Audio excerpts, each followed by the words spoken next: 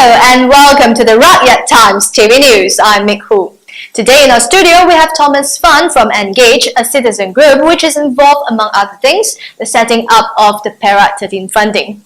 Welcome, Thomas, to our studio. And to go straight to the point, can you tell us what is this Perak 13 fund and why is ENGAGE involved in this?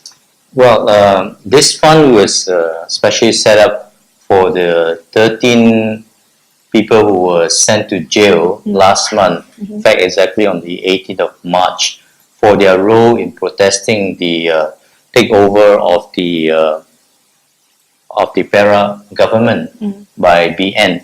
So after they exhausted all the appeal, they were sent to jail, 10 months jail and 5,000 ringgit fine. 10 months jail just because they appeared in the protest. Yes, we thought that sentence was quite harsh, but what we found out from the news was that these people were breadwinners for their families. So our concern was who's going to look after the families for 10 months. Is this T-shirt in solidarity or KZ12? Is it the Perak 13 case? Yes. Where is it 12 and versus 13? Okay, there's a story behind that. Yeah. This T-shirt is produced by the families of the Perak 13. And why is 12 and not 13? Because though 13 person was sentenced, only 12 was in the court that day. One who is an Indonesian has gone back to Indonesia. So 12 went into jail.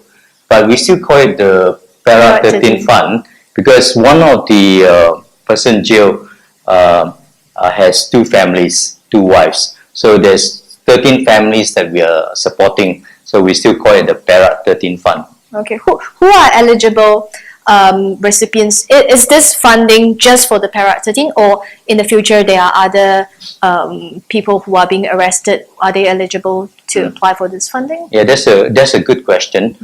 This Perak 13 fund is just for the Perak 13, but we are in the midst of setting up another fund called the Freedom Fund, which is meant to help all others similarly persecuted individuals so that we can stand in solidarity with them.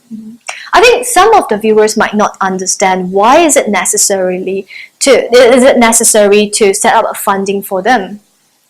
The Perak 13? Yeah. Yes, many of these are poor families, and in the 10 months that their husbands are in jail, they would have difficulty in supporting themselves. By the way, one of them is actually a single mother with three daughters, and one of the daughters is actually mentally challenged. So when she was sentenced to jail, her parents actually have to look after these three daughters. So this is very much a humanitarian effort, a needed effort to look after these families. So the money doesn't only cover bail, but it covers also fines, cost of living. Yeah, this particular fund doesn't cover bail, but just their support for their monthly support, living costs. And we committed to support them for 10 months, the duration of their jail sentence. And when we launched it the following day after they were taken to jail through a Facebook page called I heard Perak that you weren't in Malaysia at Yes, that time. exactly. Can you tell our audience? Yes, at that time I was in a conference in Timor-Leste when they were sentenced. And my good friend Dr. Wong Chin Huat quickly messaged me and said, now's the time you have to launch your Freedom Fund. But I said, I'm in Timor-Leste. But I said, you have to do it now, otherwise we'll miss the opportunity. So with the smartphone, thank God for smartphone nowadays, in the conference I started creating that Facebook page called Perak 13 Fund. And the next day we launched it, appealing to friends, and they responded overwhelmingly. You know, How much have you guys collected?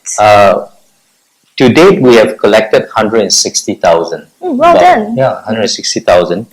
Our target is 260,000 because we are talking about 13 families, and each family 2,000 a month for 10 months. So we need 260, and we have in hand 160.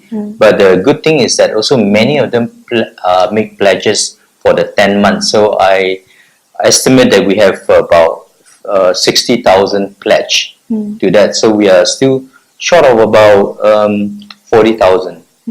Well, this case reminds me of what, everyone can contribute. Even you are not physically around here, you can still start something over the internet and get things done. And people do help each other. Yes. You are not related to the Perak 13 families, but you step in to help. That's right. Yeah. I think that is a wonderful example of what today's technology has enabled us to do. Okay, how can the public donate and how do you guys monitor the fund? Okay, we have a bank account whereby you can find the details on Perak 13 Fund Facebook page.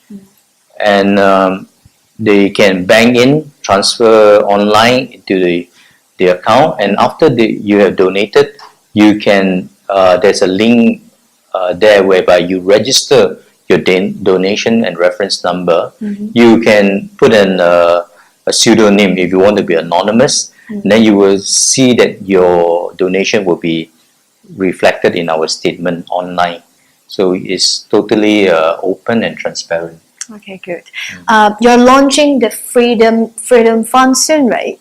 That's right. Okay, so can you roughly tell us what is the difference between this Freedom Fund and Perak 13 Fund? Just to remind our viewers. Yes.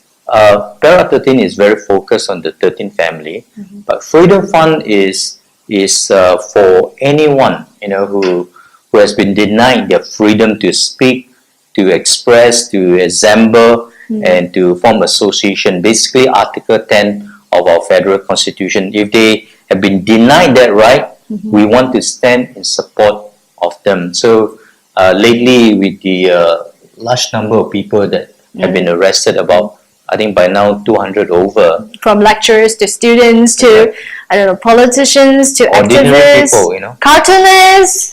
Exactly.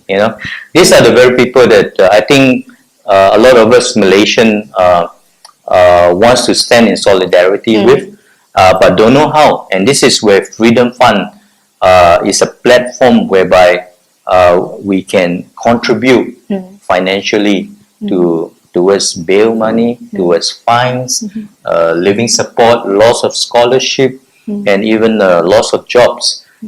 So this is what Freedom Fund is about. So all the money donated into that goes towards that. We are not taking any part of it for the management or administration of the fund. And I heard that Dato' Ambiga and a few other activists would be involved. Yes, we have a board of overseer comprising of, for Perak 13 was Dato' Ambiga, Maria Chin Abdullah, the chairperson of Bersih, Professor Asmi Sharon, and our RT's columnist too. Okay. Yeah. Yes, so you're familiar with him. Yeah. And also there's Dr. Toh Kin Woon of Penang Institute. So these are the four that we have as board of overseers that we give an account to. Okay, thank you very much, Thomas, for coming to Rakyat Times TV News. Yeah. I will hope that when you are going to launch Freedom Fund, please come again to our news. Sure, it's a pleasure. Thank you, Mick. And this is today's Rakyat Times TV News. We'll be back again next week. See you, same time, same channel.